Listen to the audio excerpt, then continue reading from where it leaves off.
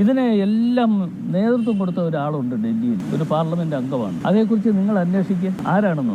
അത് മാർക്സിസ്റ്റ് പാർട്ടിയുമായി ബന്ധപ്പെട്ടുകൊണ്ട് ഇപ്പോൾ പ്രവർത്തിച്ചുകൊണ്ടിരിക്കുന്ന ഒരു വ്യക്തിയുണ്ട്. ഇന്ന് ഈ പാലം പണിയാൻ വേണ്ടി നടക്കുന്ന ആളുണ്ടല്ലോ, ഏതാ മാർക്സിസ്റ്റ് പാർട്ടിയും പിന്നെ BJPയും മാർക്സിസ്റ്റ് പാർട്ടിയുമായി ബന്ധപ്പെട്ടുകൊണ്ട് ഒരു പാലം പണിയാൻ വേണ്ടി നടന്ന വ്യക്തി. അദ്ദേഹം എത്രയോ പ്രാവശ്യം അദ്ദേഹത്തെ ഫോൺ ചെയ്തിരിക്കുന്നു.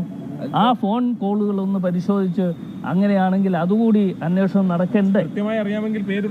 അല്ലല്ല, പേര് പറയാനില്ല. ഇതിൽ കൂടുതലൊന്നും നിങ്ങൾക്ക് അറിയാൻ വയ്യാത്ത കാര്യമാണെങ്കിൽ നിങ്ങളെ പഠിപ്പിക്കാൻ പറ്റുമോ? ഇവിടെ പാലം പണിയാൻ വേണ്ടി പോയത് ആരാ? അല്ല, അത് നിങ്ങൾ അന്വേഷിക്കുക. ഞാൻ പറഞ്ഞിരിക്കുന്നു, നിങ്ങൾ അന്വേഷിക്കുക. ഈ പിന്നെ ഉണ്ണികൃഷ്ണൻ പോറ്റിയുടെ ഫോൺ കോളുകൾ വെച്ചുകൊണ്ട് നിങ്ങളൊന്ന് അന്വേഷണം നടത്തുക. ആ അന്വേഷണം നടത്തി ആരൊക്കെയാണ് ഫോൺ ചെയ്തിട്ടുള്ളത്. ഒരുപാട് പേരുടെ ഫോട്ടോ ഇല്ലേ?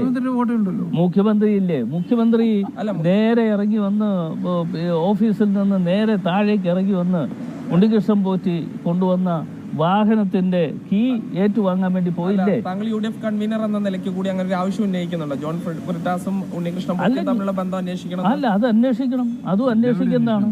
ഇപ്പോൾ അടൂർ പ്രകാശിനെ കുറിച്ച് SIT അന്വേഷണം നടത്തുന്നു എന്ന് പറയുമ്പോൾ ഞാനിതിനെ സ്വാഗതം ചെയ്യുന്നു. അതോടൊപ്പം തന്നെ ഇതൊക്കെ അന്വേഷിക്കണം.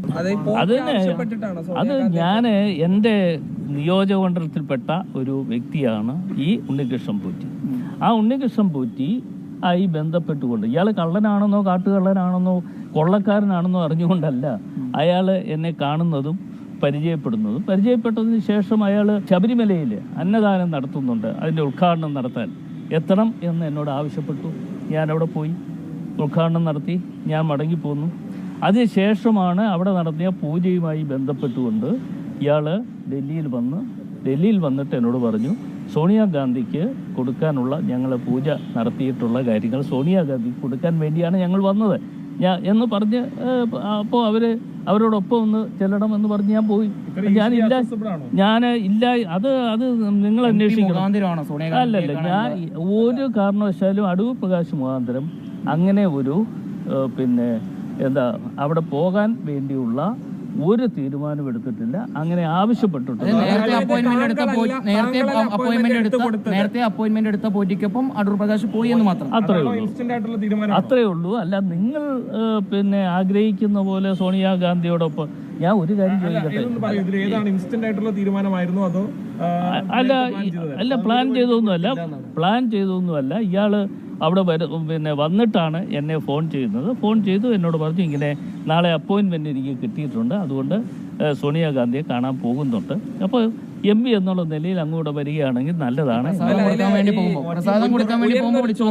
അതെ. പക്ഷെ അന്ന് എനിക്കറിയില്ല ഇയാൾ ഈ കാട്ടുകൊള്ളക്കാരനാണെന്നോ കൊള്ള സംഘത്തിൻ്റെ തലവനാണെന്നോ ഒന്നും അറിഞ്ഞുകൊണ്ടല്ല അവിടെ പോയത്.